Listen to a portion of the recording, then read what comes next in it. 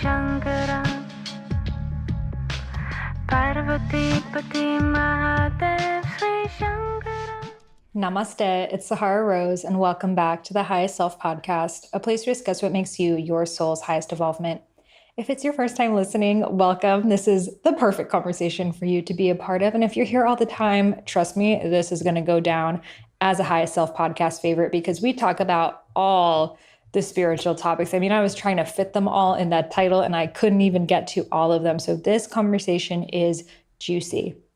So before we get into it, I want to share that I have been majorly up-leveling in my life, like up-leveling the way that I spend my time, friendships, habits, like all these little things. And I've been finding a lot of people around me too have also been up-leveling. So maybe you had a blowout with your friend and it just kind of showed you guys weren't in alignment, or you just had this feeling that the friendship served its time and it's time for you to move on. Or maybe that's happened in your romantic relationship or in your career, like holding on to your old pair of shoes for too long that you're just ready to release. So if you're feeling that right now, I just want to acknowledge you. I see you, I feel you. And I know sometimes it's really hard to outgrow people, places, careers, stages of our lives. And it really does have to do with certain soul contracts that we have. I believe that we all have contracts with certain people for a set amount of time to learn a certain lesson. And once that lesson is learned, it almost becomes more and more painful to remain in relationship with them because it's your soul guiding you to what's next. The same thing happens with your career. Maybe you were supposed to have a certain career or project you were working on for a certain period of time, and then it's getting heavier and heavier and heavier, and you know it's time for you to move on for the next phase of your journey. And that doesn't mean what you did was wrong or a waste of time. It's just that you've outgrown it now. The soul contract is complete and it's time for you to move on. I know I've experienced that with, everything in life. It's always change. It's always seasons and evolution. And our ego really wants to hold on to something and have it be our forever thing. And it's just not the way that anything in nature works. Nature is always blossoming and always dying. It's a simultaneous resurrection. And if we didn't have that, if everything were forever, I mean, it simply couldn't exist. We couldn't have a flower that was always in peak bloom because, well, when would it blossom? So if you're letting go of something, if it is the time of a release, I just want to send you a lot of love because I know how hard it is to sometimes acknowledge that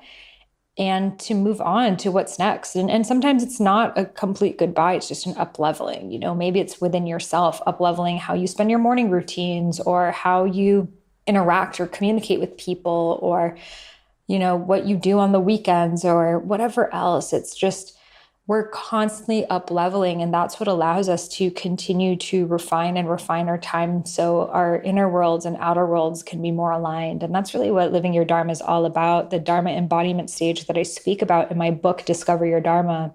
If you're not familiar with my book, I share all about living your soul's purpose. So you can find that in the show notes or on Amazon, Barnes & Noble. It's called Discover Your Dharma. But I really share about how that stage 5 is where you are being you full time, and there is no separation between the inner and the outer you. So maybe right now you're just letting go of that final thing that will help you really sit into that embodied state.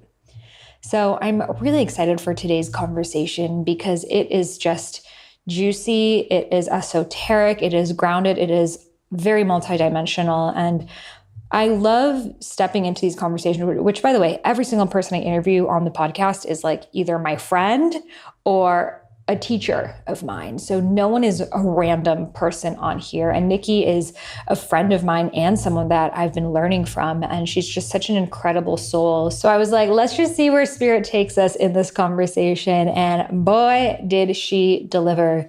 So we speak a lot about the spiritual growth journey, what to do if you feel like you're growing and your partner's not. When is it time to release that relationship? How actually being in our vibrational space can allow your partner to step more fully into their spiritual path. We dive into soul contracts, remembering past lives, connecting with spirit guides, deities, And also above that, really connecting with your highest self, and how sometimes we can get caught up into, well, is it my ancestor or my spirit guide, or who am I connecting to? And really it's all an expression of your highest self. So again, if you're a highest self podcast regular or a newbie to it, you are going to adore this episode. I'm also so excited because Nikki will be teaching live on the Rose Gold Goddesses retreat. So Rose Gold Goddesses is my divine feminine mystery school where every single month we really dive into a new spiritual topic, whether it is womb wisdom, joy, intuition, expression. So Nikki will be teaching in our in-person retreat, which is only available for members. So if you're not a member yet, head over to rosegoldgoddesses.com to join the waitlist. And she'll be teaching a goddess circle all about opening up your third eye for the Rose Gold Goddess community. So again, head over to the link in bio to join. Nikki Novo is an incredible intuitive channel, psychic medium. She truly has a gift and is so tapped in. I interact with tons of people all the time. And sometimes, you go to psychics, you go to intuitives, and it's just not really hitting home. But with Nikki, it always has. And she truly has such a gift for making this wisdom really accessible for people. So I'm so excited for you to learn from her in this conversation, and also to allow the remembrances in your own intuition to spark, because sometimes it just takes someone to say something a certain way at a certain time for you to have that remembrance of your deeper soul calling. So without further ado, let's welcome Nikki Novo to the High Self podcast. And before we get started, if you are interested in actually having a career helping others with their spiritual growth, aligning with their soul's purpose, incorporating tools like breathwork and meditation to help people become their most abundant selves, well, if you are interested in this opportunity, then I invite you to join me and Dharma Coaching Institute. This is my accredited school where you will become trained in just 6 months to become a certified spiritual life coach as well as a soul purpose coach. We teach you everything you need to know, from how to coach to how to sign clients, and many different Dharma frameworks that you can use, such as the Dharma discovery method and archetypes and so much more. So you'll actually know step by step what to coach people on, what practices to use, what frameworks for them to have the most incredible transformations. And we spend the last 2 months of the program teaching you everything you need to know on the business front.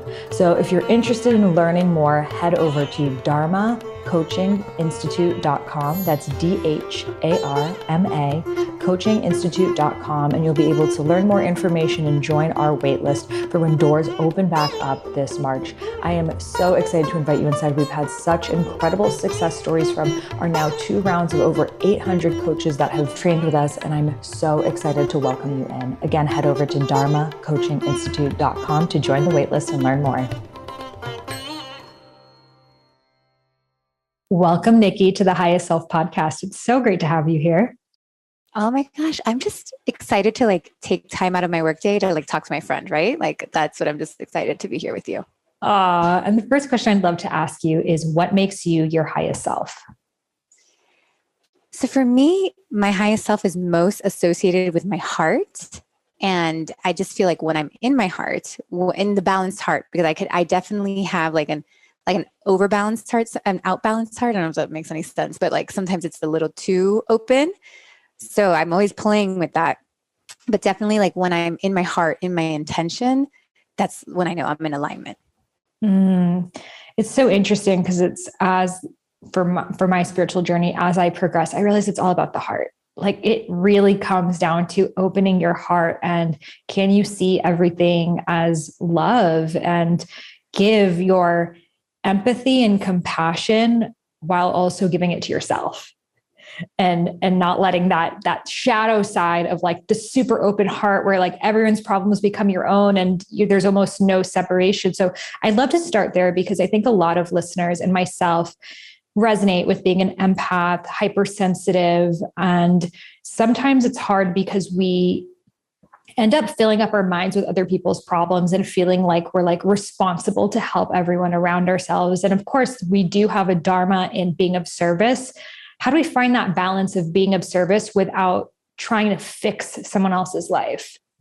Yeah, that's such a great question. And, and sometimes it really comes from a place of us having to look at like really what we want to change within ourselves, but we're just trying to do it outside of ourselves.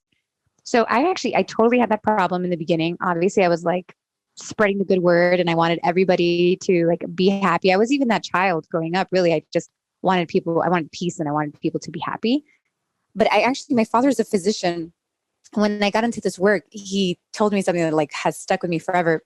And he always says, he's like, Nikki, a patient if they don't want to receive medicine, there's nothing you can do. And he was just very much like, and the little sad Nikki inside myself was like, what? But at the same time, I was like, oh, you may have medicine, but you really have to wait for the patient to come to you and be ready to receive the medicine.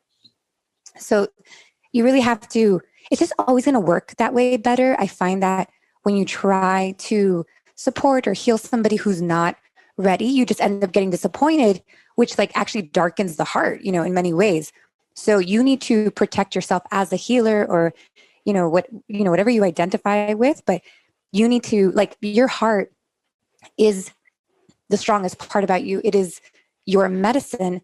So if you're not protecting that, then you're really not doing anything to the world. And protection doesn't mean like, oh, don't let anybody in or whatever. It really is about like, how can I put myself in positions where I don't get disappointed? How can I put myself in, like, why do I keep putting myself in those places that the little sensitive part of myself gets hurt? So it's like, you have to be a good mother and you have to take care of that little inner child that's within and make sure you're not putting her in these positions because she is sensitive, because she is a healer. And we want to keep that pure for the people who are meant to work with her. I have like a really big belief. I mean, it's even like my sales tactic. Like, I just like believe that whoever is meant to work with me will find me. I really just like exist that way. Of course, we do all sorts of like stuff to let people know that I exist. But at the same time, like, I don't want to work with anybody who's not ready. And everything is timing too. Sometimes you might plant a seed in somebody. Like, I'll have a reading with somebody 2 years ago and I just planted some seeds and they'll show up 2 years later and they're ready to do the work. So you got to hold the faith in people too. Like, if you know that there's something a little off and that you could support them, always trust that they're going to wrap around to you when the time is right or to somebody else. I love that so much. I've had to learn in my own journey. Sometimes you think you're really helping someone and you speak your truth, and even your truth is a gift. And not everyone needs to hear your truth all the time. It's having that discernment of, is this actually going to be helpful for both parties? Or sometimes it's just, you got to let people learn from their mistakes. You got to let people live their karma. And who are we to even think that things should be different for them? All we can know is our own path. And I think it's also a way for us to even like bypass doing our own inner work, to be like, well, you need this and you need to fix that. And you guys need to change and you guys have it all twisted, rather than just looking at, okay, well, what is my reaction in this? I know with like parents, especially, I've had many conversations with you of like, yeah, like my dad doesn't want to change, but it's like, I've had to just accept that he's going to be who he's going to be. And his decisions brought me to life. So how am I to think that I know better when I'm also part of this mystery of decisions and circumstances that I don't understand? I might not even in my conscious mind agree with, right? I don't agree with like drinking a bunch of soda or being stressed out, but you can't change someone else's life plan. I think that's just such an important lesson for us empaths, intuitives to learn. Yeah. And don't you like see this the most in relationships? Like when you're in a romantic relationship and you start waking up to some stuff, right? Like you're like, oh, like I'm upgrading my beliefs and I'm ascending my energy and all those things. And then of course, the first thing we do is like, we look to the side and we're like, my husband or my partner, like they're not getting anywhere. They need to go to this retreat and they need to do this thing and all this stuff. And I mean, I definitely was there. I'm only speaking from experience. And then again, you get really disappointed, and it actually like kind of makes you all sorts of things sad and all these things. And it's really, what's so funny is that the energy of intuition or trust or like love is like an energy of trust. And I think like we like sell these people that are around us like way too short, like even when it comes to partners, like just because you're ascending a certain way, or like you're learning and you're, doing your thing a certain way, doesn't mean that they're going to do it exactly the way you do. But there's so much in just holding that energy. I think you do such a good job of that, Sahara. Like there's so much in you just like holding your power and your energy and existing in it and embodying in it. We're like little plants. Like if I'm planted next to my husband and I'm holding that power, like guess what? Like most probably, like he is going to absorb that power. And I can't predict exactly how the shift is going to happen or how the change is going to happen, but it's the basics of energy, for the most part. If like I'm really in that power, I'm really in my heart. I mean, he can't sleep in the bed next to me and not get there at some point. And we just like we're not patient, like we want to control everybody else's paths, when, man, you just like be you and just really show up that way. And, if it's time to go for whatever those relationships are, you'll also know that too. But I had that experience with my husband, and I just like never, I don't, it's not like everybody's situation is going to work out that way, but like, don't underestimate you standing in that love and that power and not getting involved with the people around you, and believe in them. Like I was just talking to a friend of mine that a few weeks ago, she had like a situation with her partner, and she's like, that's it, I'm leaving. And I was like, I'm going to like let her do that. I'm like, I knew that that's not how it was going to pan, because I was like, I believe in her partner. Like, I know he's going to show up, like he's going to show up, but you got to let her, like, I was like, yeah, if you feel like it's time to go, like it's time to go and all this stuff. And then sure enough, like a week later, she's like, no, like he showed up, like he said this and that. And I'm like, yeah, man, like sometimes like you'd be surprised, like what your power plus like unattached believing in somebody, like if you can believe in somebody in a very unattached way, it'll make miracles.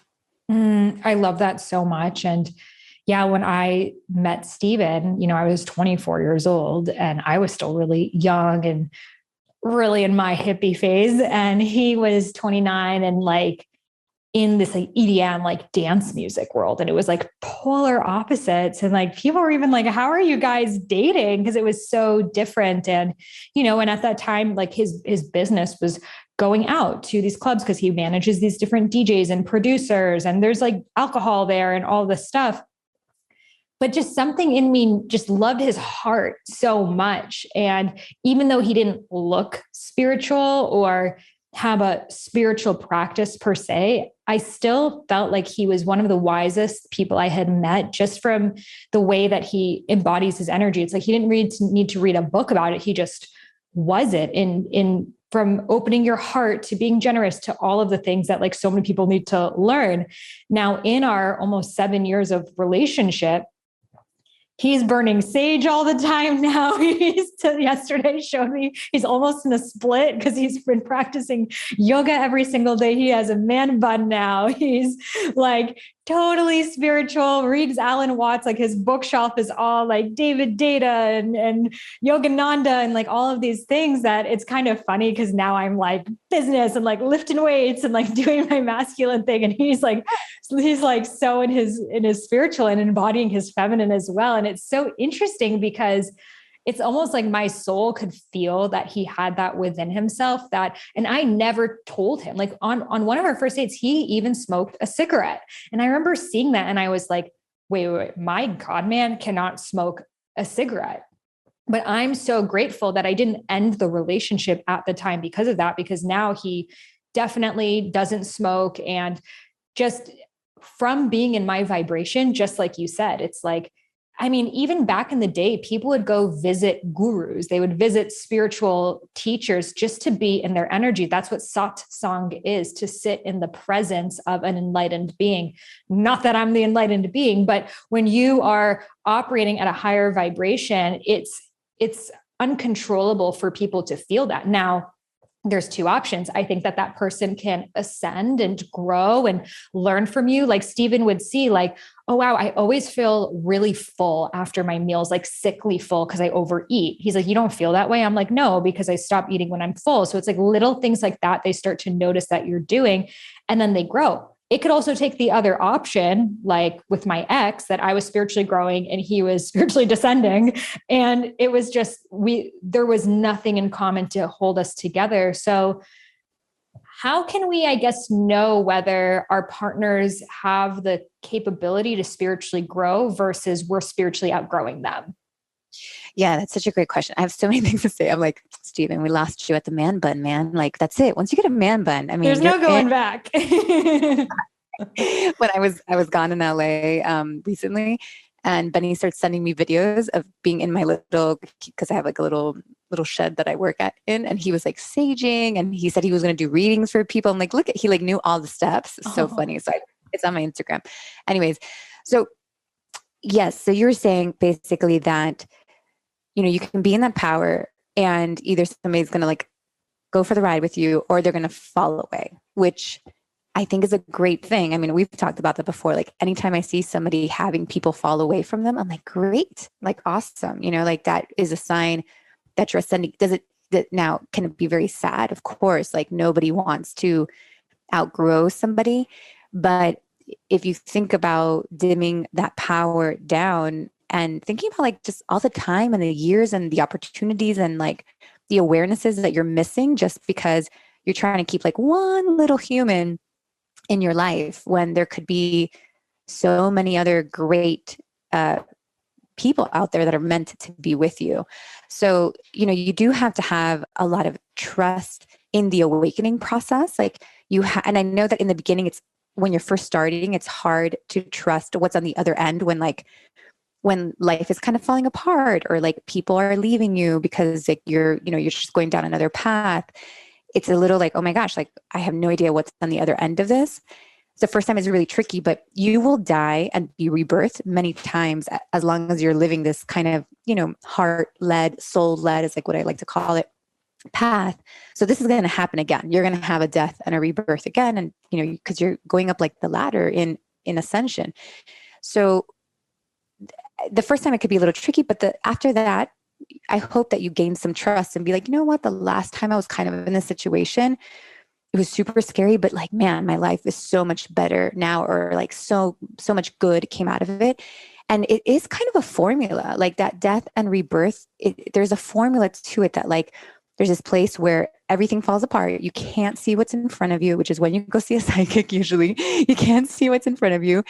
And, but something's calling you towards it, and we can totally delay that process and not walk towards it. But there's a formula in the sense that as long as you're like following that heart and you're doing it obviously like mindfully, but you're trusting like what's ahead, typically like because you're moving up and you're ascending, like it's going to be, I don't want to say a happy ending, but it's going to be something more beautiful or something more appropriate or something that is the right thing for you. And we really have to have a lot of trust in this process. And going just one last thing about that is when you hold your power in and you like exist in that power, like how you were saying with Stephen, yes, there's going to be people who are going to be like, that's amazing, I'm inspired. And there's going to be people that are like, I don't like that. You're intimidating me. And it's the worst with partners. I had the same experience before I met Benny. I was in love with this guy, and like he helped me like go into my power. And as soon as I got there, he was like, oh, I'm out, you know? So yeah, like you don't know, but many times, sometimes being with somebody like that, kind of, it's like, you can't be upset about that. Similar to how you were saying about your dad, because him being like scared of my power was actually that made me go like, well, fuck you. Like I'm going even bigger in my power. So I would not have made like such a shift without such a contrast, you know? So I can't regret it. And I couldn't have predicted it. I actually kind of knew, like when I first started dating the guy, I was like, oh, this is like not going to pan. But I also like needed that because it really elevated me in a way that I just wouldn't have been able to get there without that relationship. It's so true. We learn from the contrast. And I always tell my parents, I'm like, out of everything you've done, I'm the most grateful for you not believing in me, because that's what allowed me to believe in myself.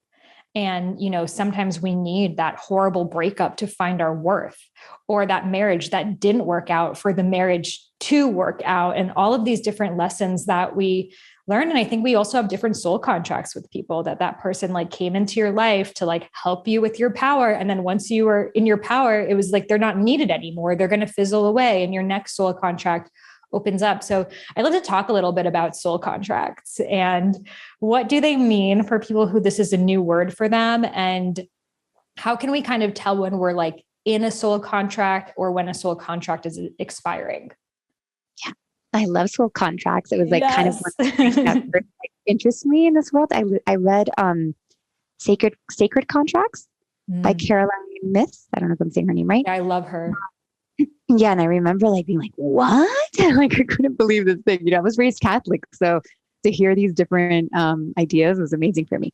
So the soul contract is basically this concept that all souls have landed on this earth with a bit of a blueprint. Like before you came here, you were like meeting with your, you know, council and with some higher guides and maybe even some soulmates. And you're like, all right, like let's map this thing out. Like this is the general strategy of this lifetime. Like this is kind of what I'm going to do this lifetime.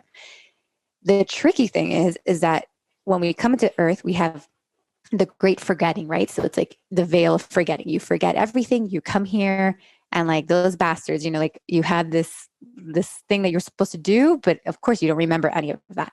So typically what I have seen like in my work is that when we start getting to a place where we're like asking questions like, what's my purpose? Like, am I on the right path? Like those are usually the questions, and people feel like that's a crisis moment, which, you know, could be, but I actually feel that that is the remembering. I think you're so lucky if you actually get to that point, because so many people will live their whole lives never asking that question.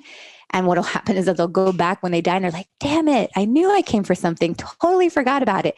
So actually to me, there's some sort of, usually these are older souls or like very wise souls that are like, even though we were meant to forget here, something happens that you actually think to ask the question. And that's like the beginning of the remembering.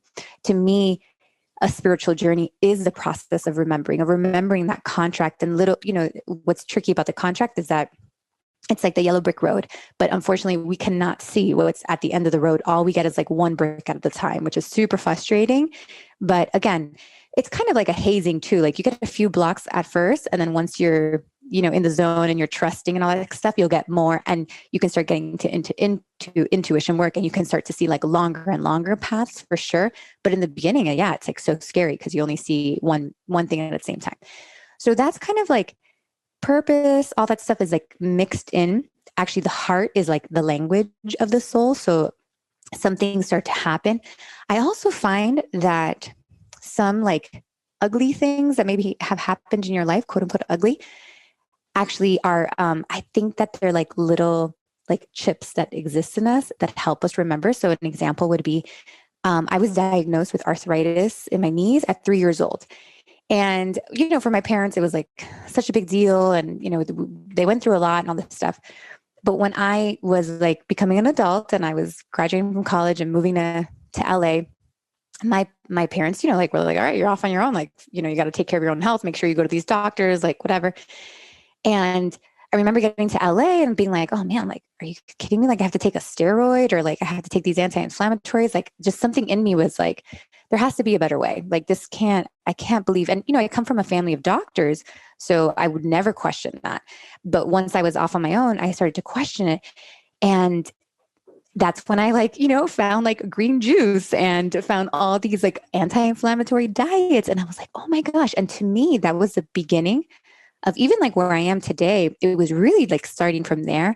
And I honestly feel like my knee, like especially something that came so young at 3 years old, I really do feel like that there's some things that are part of the contract. And you're like, we're going to give this girl this arthritis thing. It's going to be really weird. It's going to be really random. But at her 18th birthday, like she'll remember, you know, like kind of like those movies you see. And I really do feel that way. Like I feel so grateful for my knee because I would have never gone down the rabbit. Who knows when I would have gone down the rabbit hole.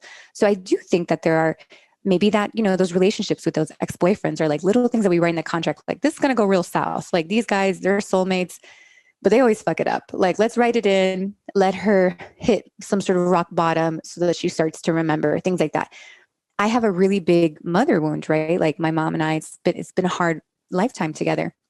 And some people have asked me like, oh, do you think your mom's like a dark being? And I'm like, no, she is like the lightest being ever. Like she sacrificed so much of like this lifetime to wake me up. Like she never believed in me. Actually, she criticizes the shit out of me. But that's why I have like, there's nothing in me that's like, okay, if I can get past my mom criticizing me, like, I don't care what other people think of me. I'm so grateful for that. And to me, I'm like, man, like what a horrible, like what a hard sacrifice to make. Like she's made this lifetime. She's woken up so many of us in our family because of the contrast. So sometimes your contract can be something like that too. It's not all like rainbows and, sprinkles.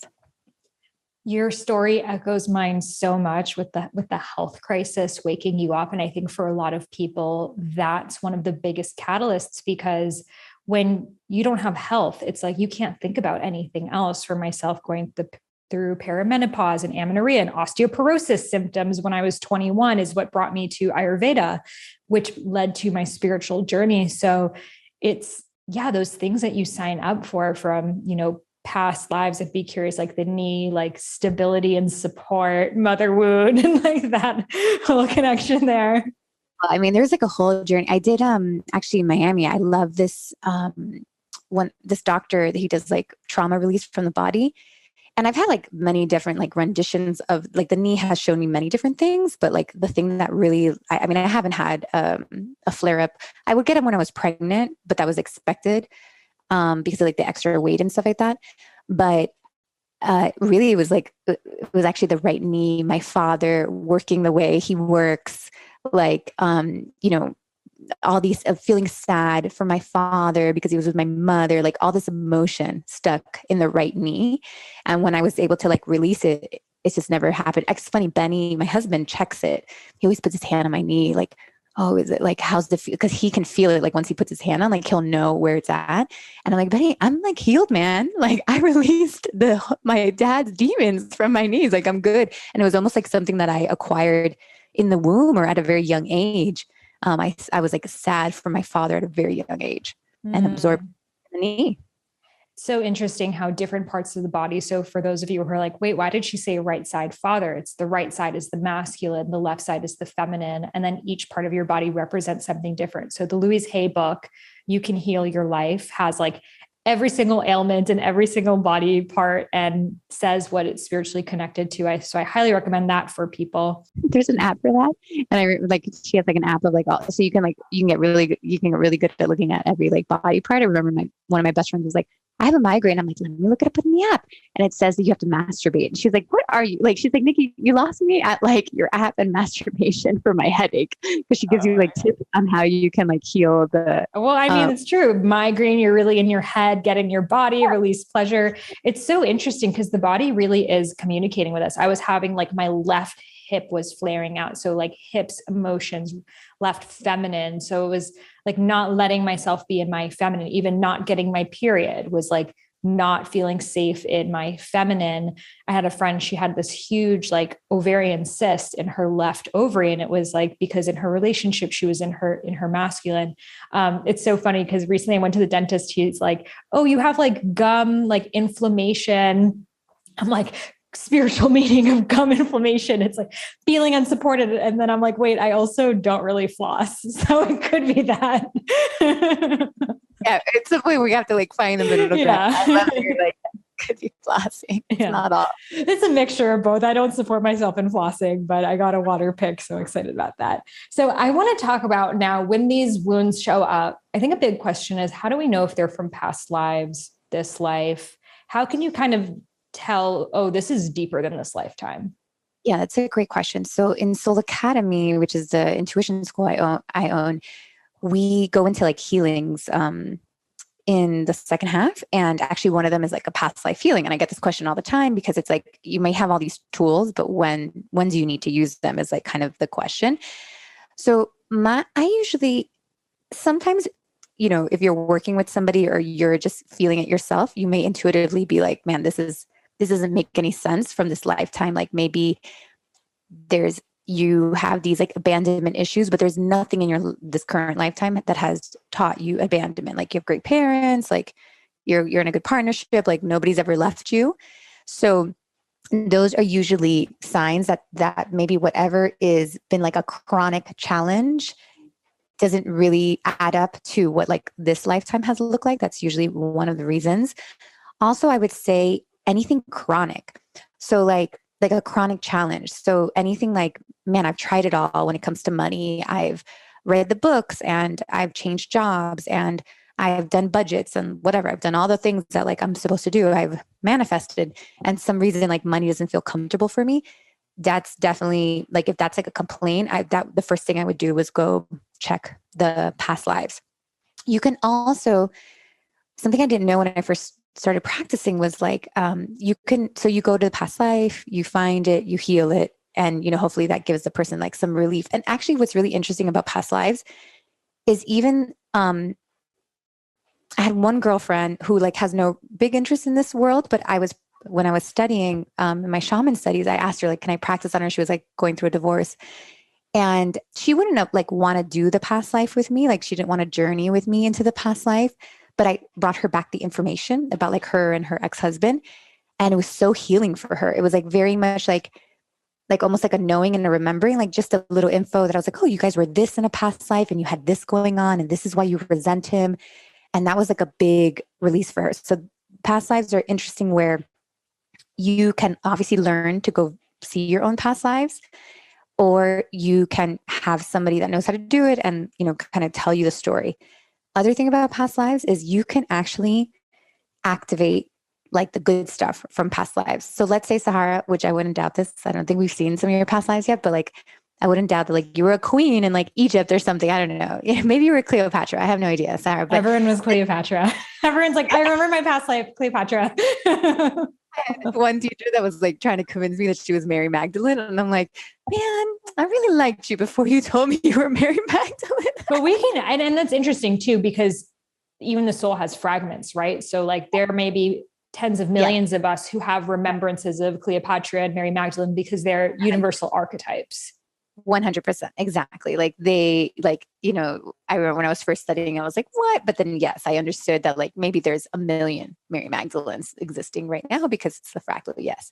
So, but going back to that, we can go into the past life. Like, let's go into that Mary Magdalene lifetime and maybe activate something that is like really missing from this lifetime. Or, going back to Cleopatra, maybe it's like, man, I've really been trying to find my power. Somebody happens to go into your past lives, finds that you're some sort of, you had a queen lifetime, and then you can activate the energy from that past lifetime to help you embody a little bit more of this lifetime. So there's a lot of cool things with past lives that you can do. I know this episode is good, but so is this sponsor. So if you're anything like me, you have trouble sometimes easing into your evening routine because you can be so wired with work, and this is why I love Rasa. So they are adaptogen herbal blends for every mood that you desire. I love their Calm, which has creamy notes of dates and vanilla with a hint of cacao, as well as their spicy rose cacao, which really tastes like a hot chocolate with some ginger and rose, as well as their super happy sunshine, which actually supports serotonin and dopamine production in your brain. So if you've been wanting to get more ashwagandha, mycelium, rhodiola, reishi, shatavari, hishi wu, and all the good stuff into your nutrition without taking tons of supplements, then Rasa is for you. They even have a quiz on their website to find the perfect blend for you. So you can get 20% off your first purchase with code Sahara at wearerasa.com. Again, that's promo code Sahara for 20% off at wearerasa, RASA.com. And that link is in the show notes. I'm really obsessed with past lives. Like that was one of the biggest things that brought me to my spiritual journey. I remember I was like doing study abroad in like Paris when I was in college. And basically I was like all alone, and the place that I was staying at didn't work out. So I was like alone for 8 weeks. And I wasn't even really spiritual then. Like I practiced yoga and that's it. But I had so much time by myself and no one spoke English. So I would just sit in a cafe and I would just think. And that's when I started to have all these remembrances of different past lives. And I was like writing them down. And I'm like this like girl in Africa with this really big smile who is dancing to the drums. And then this like old, like indigenous, like Guatemalan medicine woman. And all of these different archetypes were cultures and time periods and archetypes that I really resonate with in this lifetime, even today. So it almost like created an embodiment or a personification of these different aspects of myself. So I always think that that's a really good way to start, of like, what are time periods that you just feel maybe a sense of nostalgia for? Like some people love the 1920s. It's like almost like they were there. They love ancient Egypt or whatever the thing is, different cultures, different languages. Like I feel like I was a Latina in my past life. you're like, yes, we invite you into the Cuban party. But because I've always felt such an affinity with Latin culture, and even though I didn't really take Spanish, it just came to me so easily. Whereas French, which I actually took, was so hard for me to learn. And I had a horrible, every time I go to France, I have a horrible experience. I actually think I was a slave in France. Like just even the architecture of there, like that colonial architecture, even in Boston, seeing it, it like gave me the heebie-jeebies because I just knew that I was a slave. So I think we've had so many different past lives. So it's like those unexplainable things that feel like home, and even fears. Like for me, I know I died in a car accident because I have this like unexplainable fear of driving. And I've never really been in a bad car accident in this lifetime, but it's like, even every time Steven drives the car, I'm like, make sure you're not texting and driving. Like I'm hyper attuned to that. Whereas I've never felt that way on a plane, and some people, for them, a plane is a really big thing. So yeah, what advice do you have for people to help them maybe like remember these aspects of themselves? Yeah, I mean, I think the best thing we could do is like share these stories, because like we are definitely all experiencing them. So my middle son, Oliver, I named him Oliver because his name came to me like way before I even knew my husband. I just was like, Oliver showed up and I was like, okay, that's like what I'm going to name my first son. And like from 0 to 3, the guy had a British accent, like no joke, like straight up. People were like, people would ask me, why does he speak like that? I'm like, I don't know, maybe too much Peppa Pig, which is like a British. I had an Indian accent as a child. Yes, exactly. No joke. Yeah.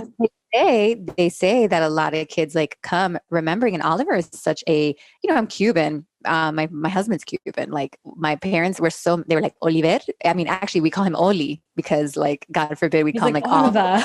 Yes. Oh, that's more. Yeah, that's the way he was talking. So there may be like little things like that for you that maybe hopefully these stories help you remember that. Also,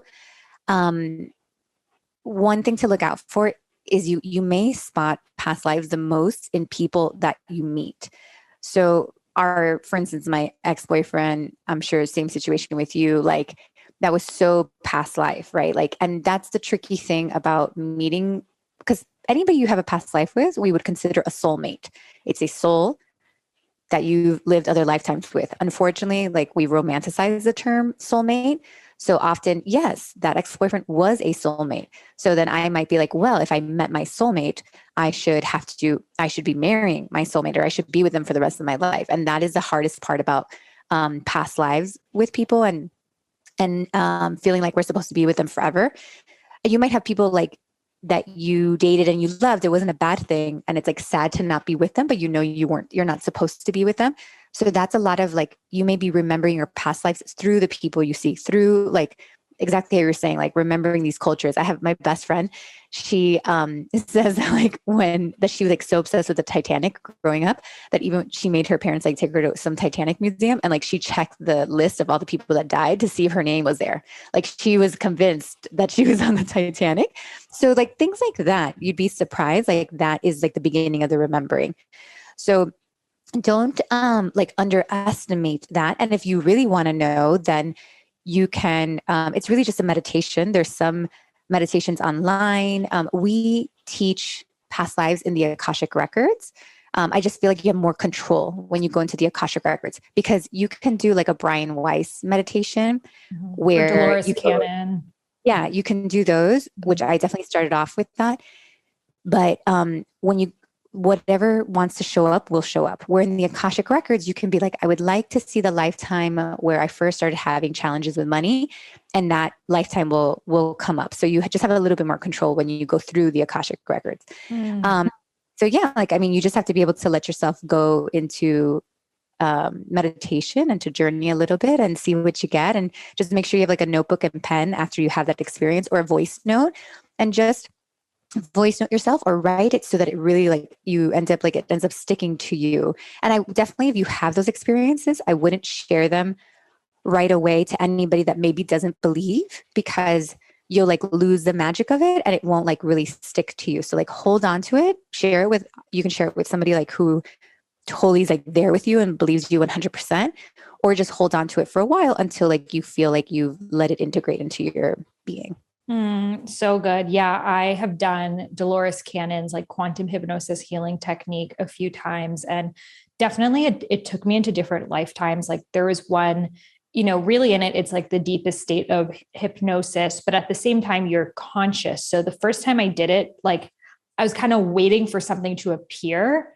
So then like for a good hour, I'm just like, I see nothing, and then she's like, well, start to use your imagination. But I'm like, well, if I'm using my imagination, then aren't I making it up? And I think that's a huge thing with like intuitive work. It's like, where is your imagination coming from? Like your imagination is coming from somewhere, and that's your intuition. So once I started to just let myself imagine at the beginning, even though I was like, am I just making this up? Like, what is the point of this if it's just a story I'm making up? Some of the stories were like, these things that were so simple that I really believe that they were past lives, because why would I make this up? Like there was one that I was this like peasant in, it looked like somewhere in the Middle East. It was like all desert. I'm like in this hut in rags. And then she's like, take me to the best day of your life. And I could see from very, very far away, the Sphinx, part of the Sphinx going by, because they were setting it up. And that was the best day of my whole life. And then she's like, take me to when you died. And I'm like freezing of hypothermia. And I just died of freezing, which in this lifetime, I'm very sensitive to cold. So that makes sense. There was another one. I was a homeless person drinking on the street, and I just like died drinking and no one cared. So those lives, it's like funny because we're all like, I'm Cleopatra and Mary Magdalene. And it's like, yes. And you were probably a drunk homeless person and a peasant and like 100%. All of those things too. But then there were other stories that I definitely was just making up. Like one of them, I'm like, I'm this blue alien being and I'm in this jungle and these people are coming. And then at the end, I realized I literally just retold Avatar. It was just in my consciousness. But what does that story represent? Like it obviously represented how some part of me feels. Or one of them, I was like a leprechaun and I was like, people need to leave me alone. I want to drink my soup in peace. And it was like, that's part of me too. So I think that sometimes we get so caught up in like, well, what's my past life? And I need to know, and is this real? And it's like, it doesn't actually really matter. All that matters are the lessons that you're learning from it.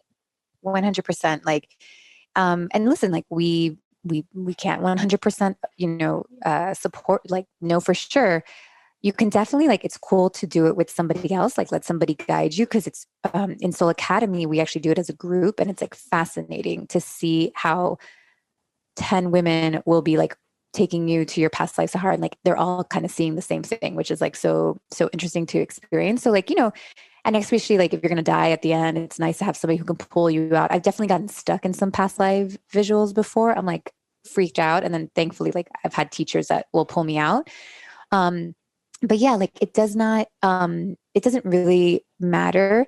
And that is like definitely where the beginning of intuition comes from. Like we have to be able, I always say like when you're first starting with your intuition, and maybe when you're thinking of doing past life journeys or things like that, let yourself like be crazy for a little bit. Like don't judge yourself for a little bit. Just be like, you know what? I'm going to spend 3 months studying this, and I'm going to be super playful, right? Like my youngest, who's 4 right now, we're playing pretend with like a little shark today, and he's getting to an age where he knows like what's not pretend and like what is. So we're playing, and I'm like, oh no, the shark is like biting me. And he's like, but Mom, it's just a toy. It's not real.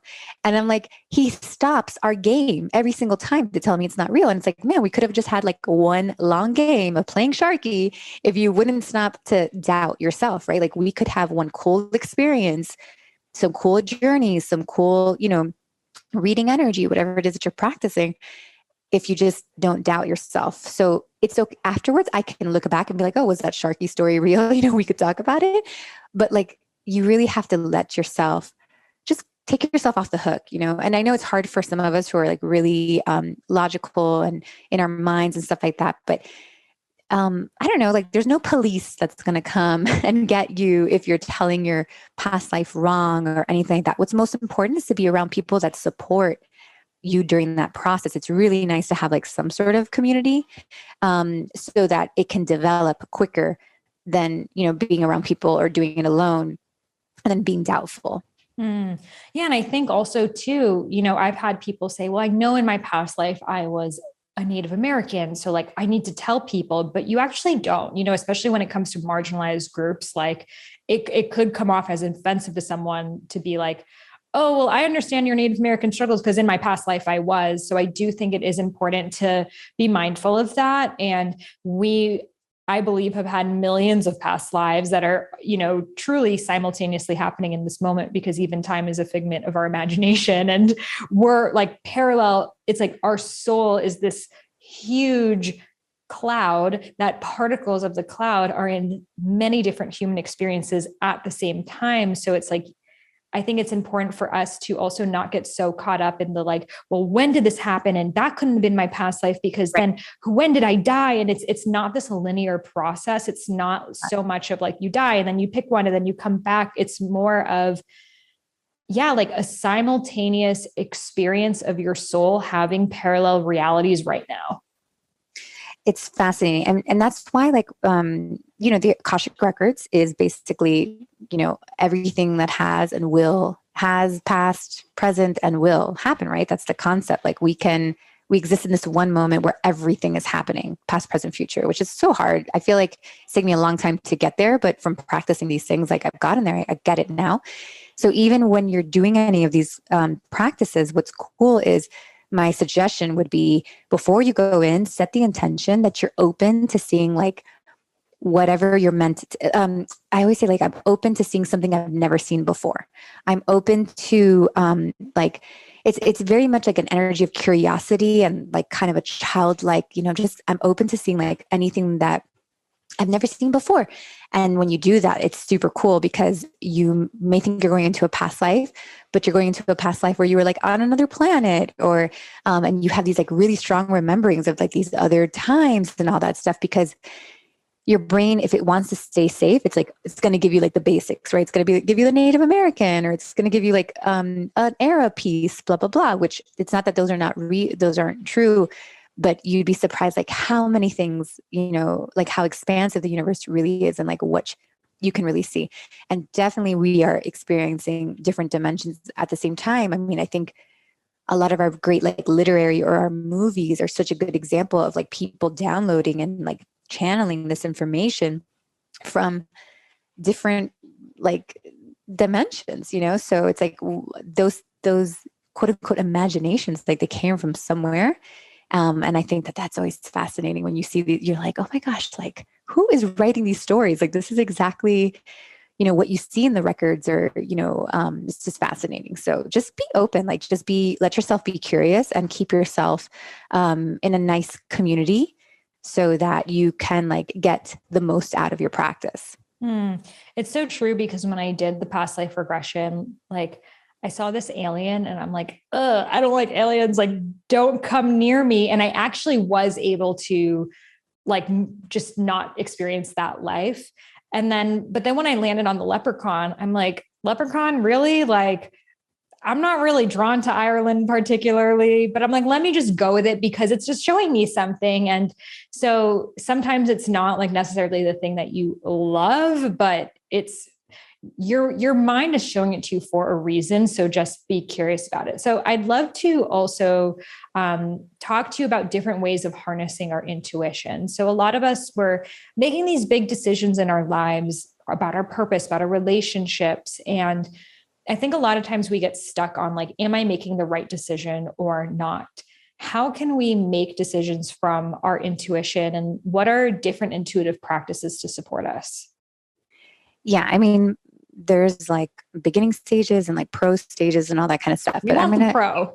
Yeah. Take us all the way. We'll take you guys there. So like the first thing, honestly, you guys, is you'd be so surprised again, like the intention, because so as a, like a practicing intuitive myself, I do these soul readings, and, you know, it's like any job, not every day is a great day, right? Like, and not every day do I feel, super inspired and super intuitive, but I'm still being paid to do this reading. And it's so funny, like in order to be able to do the intuitive work well, you just need to get past yourself. So like on those days that are really hard, I've had like, hard days with my husband or my kids or something that it's just hard to be able to deliver, but need to deliver. It's really a process of like eliminating that part of you. So like, yes, you're going to be anxious and fearful. Typically if you're even asking a question about my future or whatever, it's because, something you're feeling a little uneasy. So you actually like want to be like, you first have to set the intention that you are a clear vessel. You're like, okay, I'm a clear vessel. Like, thank you. A lot of gratitude, because the energy of intuition, of like that higher vibration, is gratitude, it's curiosity, it's trust. So have you ever like picked like a card from a deck of cards and like you get the worst card ever, right? And it's because you yourself are picking that card from like a really scary place. Like you're afraid and you're just being mirrored back to you the thing that like your biggest fear, right? So it's this like, and that's normal. I mean, that's why we're asking these questions. But what we want to do, and we're not asking you to figure out your life before you ask for a prediction. It's just that you have to be like, okay, for just a second, I'm going to put that aside. Like, anxious Nikki, like she's just going to be put aside, like sad Nikki, whatever. And I'm really going to connect. I kind of see it as like, I close my eyes, I see like my crown connecting to source. And I go, I'm connecting as high as I can to source. And I'm just like, thank you so much for this opportunity. Like, it's such a blessing to be able to do this. And that's really me opening my heart. I'm just getting to that place so that I can really, and then I'm saying, may I be a clear vessel for messages. And even if I read for myself, I'll say, may I be a clear vessel for messages for Nikki, because Nikki is human, but there's a soul, which is the part of me that's actually connecting. So I'm actually like almost taking myself out of that physical body and connecting to like my higher self, right? Like my highest self. And the highest self is actually what's connecting and allowing like the human Nikki to be human. So even if I'm reading for her, I actually separate the two, and I'll speak that way. I'll say like, please allow me to receive these messages for Nikki's highest and greatest good. So I'm like setting up the stage really to almost be unhuman at that point, like to not be in any of my human stuff so that I can get the information. Of course, a lot of intuitive work is like metaphors, and you're going to use like, your human metaphors and that kind of stuff. But once you set, like, it's like you're just plugging into the right outlet. That's like the first step. And so many of us miss that. We forget the sacredness of connecting, and we just like go for it and pull a card or, whatever. And you have to have some sort of, and that doesn't have to be like my little ritual doesn't have to be yours, but have some sort of setup where you're like really moving yourself aside. You can also, like, if you're feeling like you're not sure if this is like anxious information or fearful information, just present the question to yourself. Like, if I wasn't afraid, if I wasn't anxious about this, what would be the highest thought or the highest message I could get? I always recommend having a paper and a pen too, because we want to like bypass the logical mind. So we want those messages, like as we're asking questions, we want them to drop and not be like filtered through the logical mind. So it's like almost like I catch the message and I throw it on the paper before I even understand it, which is a little bit, it's kind of like, it's, you do that work, like channel writing. So it's kind of that, but it's almost like, I'm not even going to process what's coming through. I'm going to process it on the paper later, because we want to like bypass that. If you don't like paper and pen, you can also do it with voice, which is what people will like call channel, but it's really just you trying to download messages and say what's coming without doubting it, without interfering. How many times are we closing our eyes and we're, reading something and we're like, I think I see a pink heart, and it's like, oh, that's it. Like, just say, I saw a pink heart. Like, that's okay. Like you don't even know, you don't need to know like even what it is. So definitely it's all like a game of getting out of processing like that information. It's also totally a game of focus. And that's the hardest part. There's lots of hacks too. Like if you're trying to download messages, try a few things. You can get some music that has like theta brain waves in it or binaural beats, like that will help your mind focus. Because what you're doing is when you're getting messages, what you're doing is you are picking up energy that is unseen. So if you're going into the future, for instance, like I'm seeing a future path, it already exists. It's energetic. It has no form, but I'm reading the energy of the future. So I have to hold my focus to connect to that energy and then translate it is basically what's happening. So that's why in Soul Academy, we actually start off with the chakras, because if you can learn to read a little chakra, that's like a little point of focus that if you hold your focus, you close your eyes and you're like, okay, I'm going to read the root chakra. Then if you can grab whatever you see in the root chakra, like it's actually teaching your mind to hold focus. And then you can get to the bigger stuff. You can get to future like prediction stuff. You can get to Akashic records, all that stuff. But it is like you're focusing on an energy that you can't see. Everything's energy. And then you're writing down whatever is coming in that moment. And everybody's going to have different intuition. Some of you are going to like hear it. Some of you are going to feel it. Some of you are going to know it.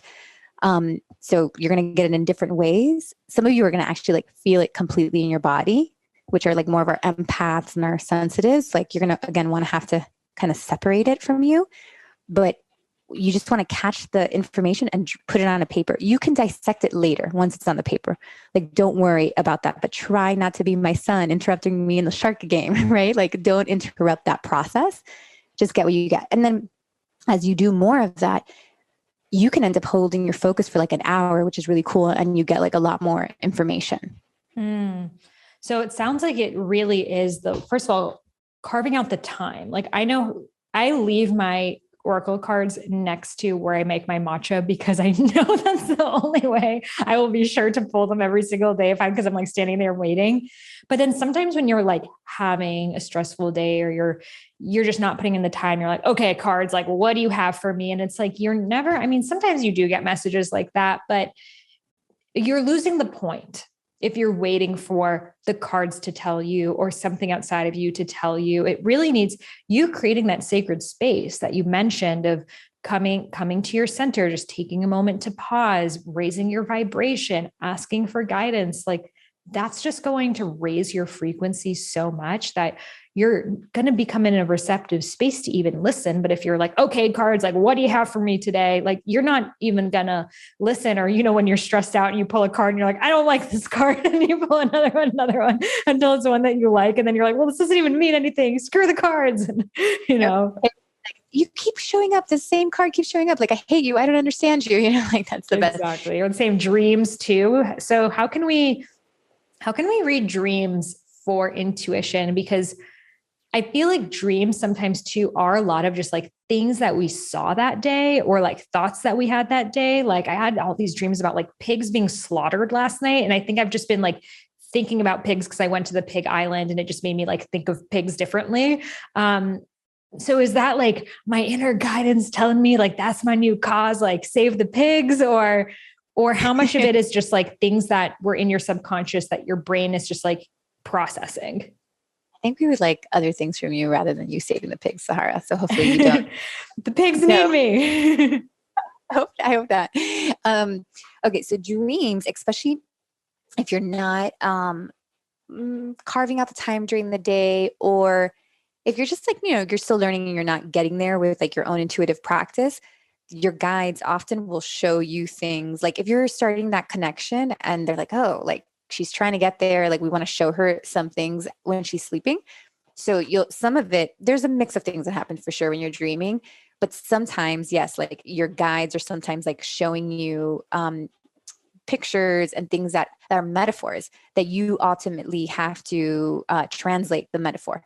Of course, there's the subconscious part too, that like, I see the pigs, I just saw them the other day, but actually, like you said, like if you wake up the next morning, you kind of remember that dream and you just journal a little bit about like, what does that dream mean to me? Like what, like how did I feel? What does that dream mean? Like if this dream meant something, so you definitely don't want to take anything at face value. There's always a metaphor. Actually, intuition, when you're studying intuition, the language of intuition is a metaphor. That's why I always teach. Like, that's why Jesus spoke in parables. Like, it's everything is a metaphor. So the pig thing, like, would be, we would go a little bit, and it could be like so unrelated to animals, but it's something that you're understanding, and it's almost like an encoded message for you. Then there's other types of dreams, like where I remember when I first started this work, my spirit guide would I asked to see a past life, like before I don't know why, I just kind of put it out there. I was like, oh, I want to see a past life. I went to sleep, and I really remember like my spirit guide like journeying me into like other lifetimes. So there's where that is like not as metaphorical. It's just that my brain is in the perfect place for me to have those experiences. I don't have them anymore because I do them in my waking hours, but like when I couldn't get there yet and I was still learning, I would have these experiences. So I think that there's some experiences, some healings you'll even get, like you'll get, some of you are like really connected to star seeds. Like you might have like star beings come and like give you healings or activations or kind of like shaman looking guides show up. So there's like healings, there's journeys, and then definitely like these like subconscious like messages that will come through when you're sleeping. So there's different ways. I love that. And can you share a little bit more about the highest self and how it's really our highest self that's always channeling, whether we're working with spirit guides, ancestors, galactic beings, past lives, how our highest self is that conduit between the worlds? Yeah, I love that you are very connected to the highest self. Like even when we practice and play together, like I love that you go all the way up is kind of what I call it. So there's different levels of like planes of existence, or like you can call them densities, which is like what the law of one calls them, right? And you're going from 1, we exist on 3, they say, but we're moving into 4, and then you can go like all the way up to source, which is 7, right? Yeah, because it's even like it goes with the chakras too. So the higher self is like basically a piece of source. So that is like the God within you. And as much as like maybe having a spirit guide that's super wise may be really cool, or even working with like an ascended master, if you're working with like a goddess or the Buddha or whoever it is that you might be working with, those are great too. But actually like the highest self will trump that, because it is like the highest self is almost like the future self. It's like what the soul is trying to get to. So it's so interesting. It's almost like the highest self sets your soul off on this. It's like, all right, let's do many lifetimes of reincarnation to get right back to 0. So it's almost like a clock. So to me, the higher self is like at the 12. And it's like, all right, we're going to start we're going to go 1, 2, 3. And it's really just almost in a way, that's how the future self is like the beginning, but it's also the end, which is really interesting. So that's why it is the highest version, and it actually trumps any guide you may be working with. Now, for me, I wasn't ready to meet my highest self when I first started practicing. Like all I was ready for was a spirit guide. I grew up Catholic, so Jesus would show up for me, and like I could only understand that, and it was super helpful for me. Even like as I started to read people, like I would feel the guides, and you'll go to readings, right? That people are like, oh, your spirit guides are saying this, or my spirit guides are saying this. And that's okay. They're working with them, but spirit guides exist at a different plane, at like a lower plane than your higher self. So, there's a limitation to that. Even those of you who like the law of one, I forget what level he says he's at, like at 6 or something. And there are some questions that the channelers ask him, or the collective. And Ra will say like, oh, that's like basically above my pay grade. So it's like, as much as Ra is like this very wise being, there's like a limitation, where the highest self, the concept is that, it's like the part of source. So, but don't force if you're not connected to the higher self yet. Like don't force if you like don't see it, or you don't feel like super connected. If what you're experiencing right now is like, spirit guides and beings or whatever, that's okay. First of all, I always say like check IDs, like make sure that they are in your highest and greatest good, and that they work with the light, because you'd be surprised, like you'll connect with something that like is just playing with you, and I've seen it many times. So just make sure you're checking IDs. And just always like take it with a grain of salt, because, sometimes like there's more. Same thing with like past loved ones. Like many of us are guided by our like grandmother who passed or whatever. And you have to remember that like that soul is still in its process. And for all we know, like you are an older soul than your grandmother. So everything with a grain of salt. Your grandmother could definitely show up because you're in the middle of cleaning something in the lineage. And, you're going to be the first woman in the lineage to make her own money or something like that. And she's there to support you, but she's not necessarily going to tell you, I don't know, like all of the world's like issue, answers to all your worldly issues or whatever. Like she, remember that sometimes these guides have specialties and like, some things might be above their pay grade. And the hope is that ultimately, you get to the higher self. But there's so much wisdom in the spirit guides. Like I find them more like as they like offer specialties.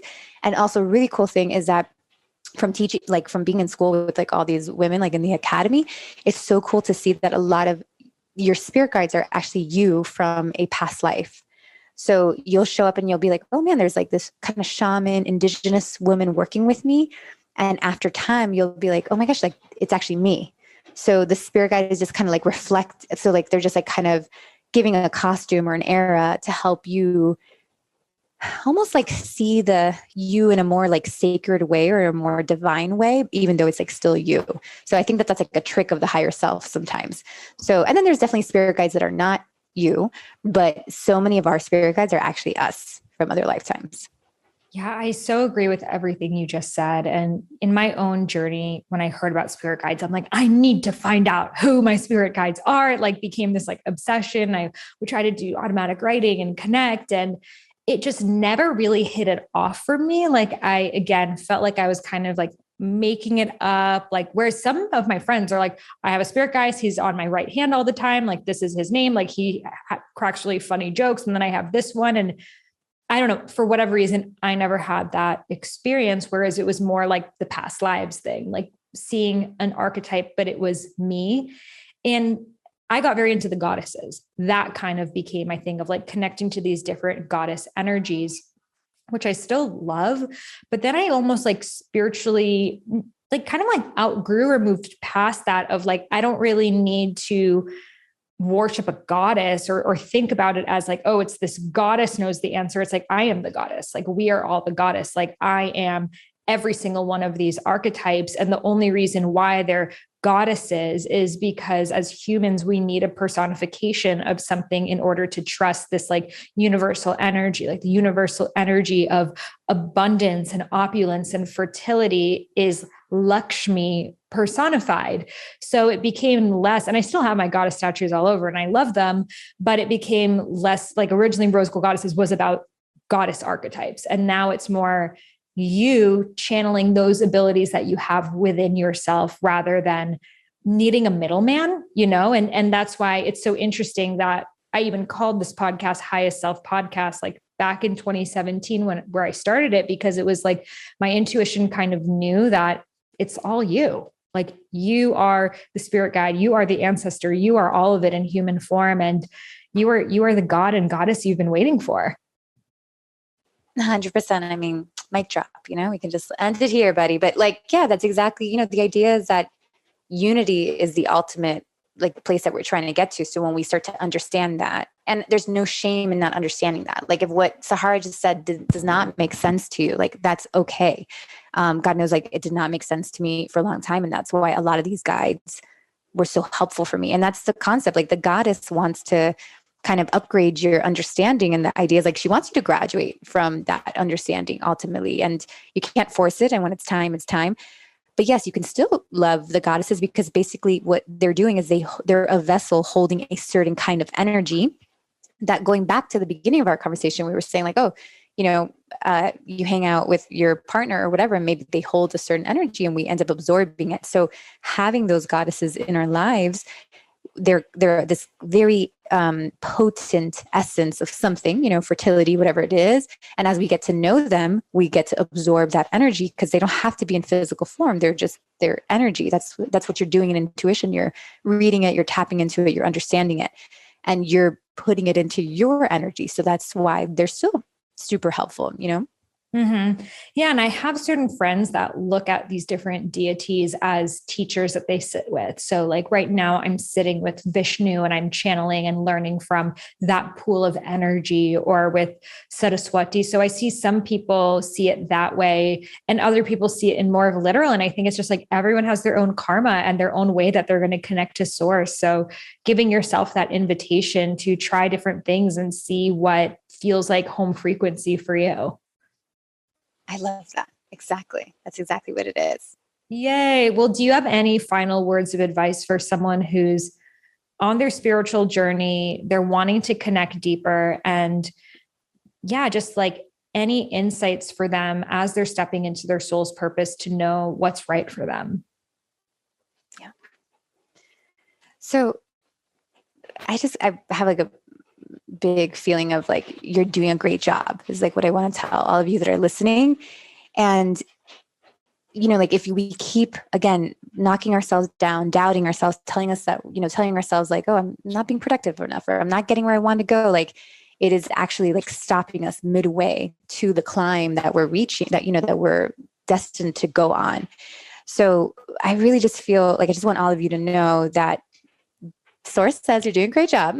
So you really are. And we just like want to stay in that. Like it's okay to, you don't have to think you're killing it every day, but it's okay to just love yourself through the process so that you're not breaking your progress. Because it's like every time we stop, and it's like an addiction, honestly, like even the cards, sometimes it's like this addiction to like, be like, oh, I don't know what's happening. Let me pull a card or whatever. And it's fine that we get that info when we need to, but what it's doing, it's like, it's stopping our progress. So like intuition is not necessarily even getting messages all the time. It's also about just trusting your path and like having your, really like trusting in yourself. And especially if you're looking for speed, like if you're trying to get to like wherever you want to get to, like faster, play a little game with yourself and tell yourself like, okay, for a month, I'm not going to doubt myself. Like I'm not going to interrupt myself on this climb. I'm not going to keep taking, it's like we're taking a bunch of cigarette breaks. Like when we're trying to go up the mountain, it's like, well, shit, it's going to take like, 20 days to get up that mountain. If I keep stopping for a cigarette break or a water break or a cookie break, whatever your break is. And if we can just eliminate that, even if we just eliminated 50%, right? Like we don't have to be perfect by any means.